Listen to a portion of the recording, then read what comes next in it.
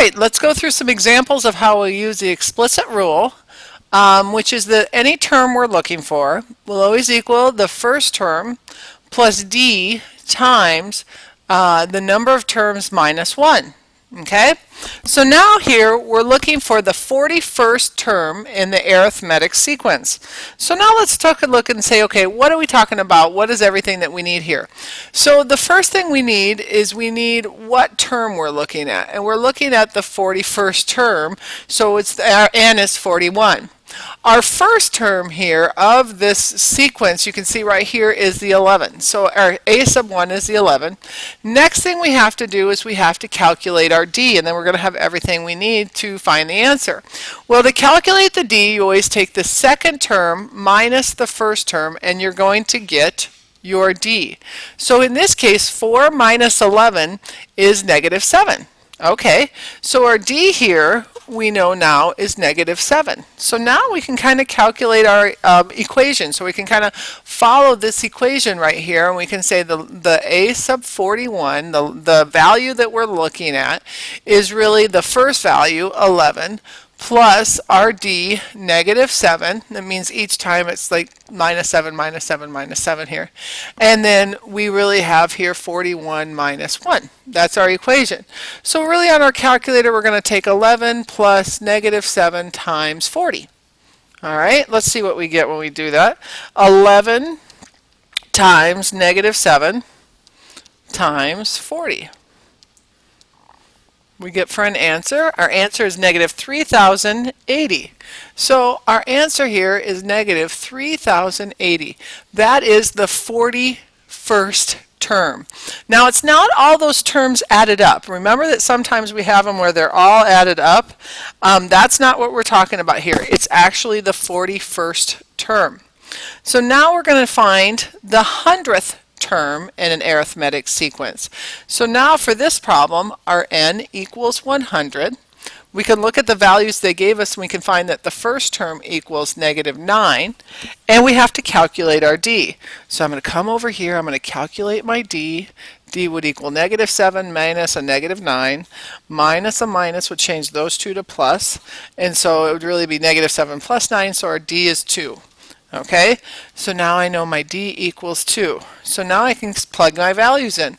The 100th term would be the starting term, negative 9, and then our d is 2 times 100, and I have a mistake here, minus 1. My mistake is here. I have acted like this was multiplication, and I apologize. I kind of ran out of room. I kind of panicked, I think, with the room missing. So it's 100 here, and it would be our starting value plus those two multiplied together. So this would actually be 2 times 99. And just for simplification's sake, our answer there is 207. I kind of did our calculations there. Now our third problem here. Now we know the last term, or the 44th term. We know our d. We want to find our first term. We want to find our a sub 1. So our formula is that our last term that we care about, really, it's not necessarily the last term, but the 44th term, so here our n would equal 44 in this case, would equal our first term, what we're looking for, plus our d times the number of terms minus 1. Okay, so 88 here times 43, I'm grabbing a calculator, oh excuse me, I said 88, 8 times 43 here would equal 344. We have our a sub 1 and we have 299. I'm going to subtract 344 from both sides, and I get negative 45. So our first term had to be a negative 45 if every time when we added 8, added 8, added 8, on the 44th time we got 299. Sorry about that. All right, so find d for this sequence. We have our a sub 1. We have our a sub 11. That means our n must equal 11. We have to find our d. Well, our formula is that the last term, our a sub 11, equals our first term, our a sub 1, plus d, we don't know what d is, but then times n minus 1 times 11 minus 1. So our problem here is 8 plus really 10d. We can subtract 8 from both sides. 18 equals 10d, and our d had to be 1.8. So each time we were adding 1.8, adding 1.8, adding 1.8. Now let's talk about if you don't know what n is. So now what we know is we have our a, we have our first term, our last term, our a sub n, and we have our d. So it's just telling us a sub n. We don't know what's n. That's what we're trying to figure out here. So our formula, our last term, 138, would equal our first term, negative 2 plus d n times n minus 1. Well, let's try to figure out what this n minus 1 is. There's a couple options you could do here. One option is to do distributive property here. Okay? Negative 2 plus 7n minus 7. All right, we could do that. Then we could add together the negative 7 and or negative 2 and negative 7, and really have negative 9 plus 7n's equal this 138. Add 9 to both sides. 147 equals 7n. And then n, if I divide both sides by 7, must equal 21. I think that's as quick. We could have first added 2 to both sides. We got 140, and then divided both sides by 7, and that's what 7 minus n is, and we could added 1 to get to the 21. Either way, you would got the right answer. There's just a couple different routes to get to that answer.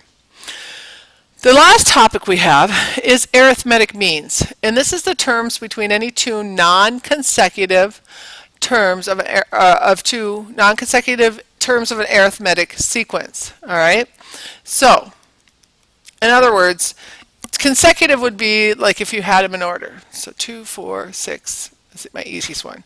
Consecutive is here. So basically, it's kind of like I took a and this is not necessarily what we have. Actually, it is what we have. And I said, what were those values in there? All right, what did I have in here for these values? All right, and so yes, we could have just figured it out. And a lot of times, it's really easy to just figure it out and go, logic tells me that. But what you also have here is you also have your a sub 1. You also have your a sub n. All right, here.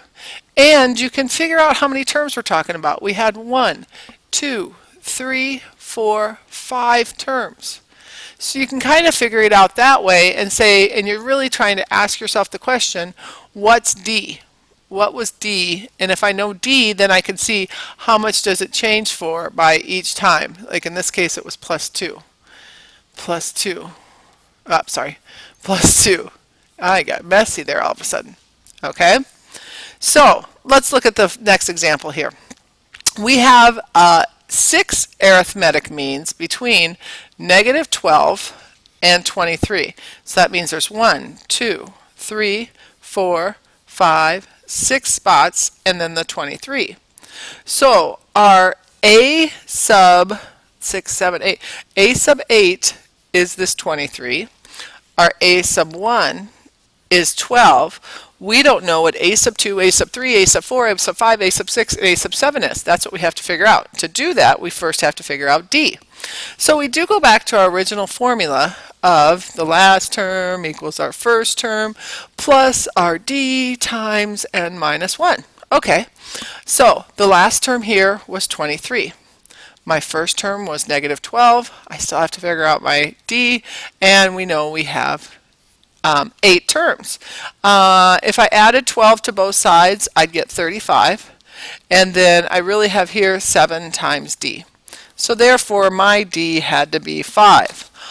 Okay, if each time I was adding 5, and that's what the implication is when it's positive, this would be negative 7, this would be negative 2, this would be positive 3, and then 8 plus 5 is 13, 18.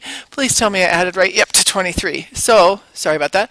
My answer here is basically those numbers, but really the whole answer is you should kind of expand it and leave all of them, but we're going to leave those numbers.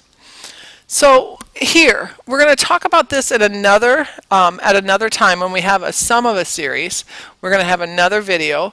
What I want you to do for tomorrow is I want you to look at this page 763, and I started at 17, I went all the way to 49, and I want you to do the odds. There will be another video where we're talking about the series, when we have a series where we're trying to find the sum, all right, well, or excuse me, a sequence, when we have the sum and we have to find the answer of it.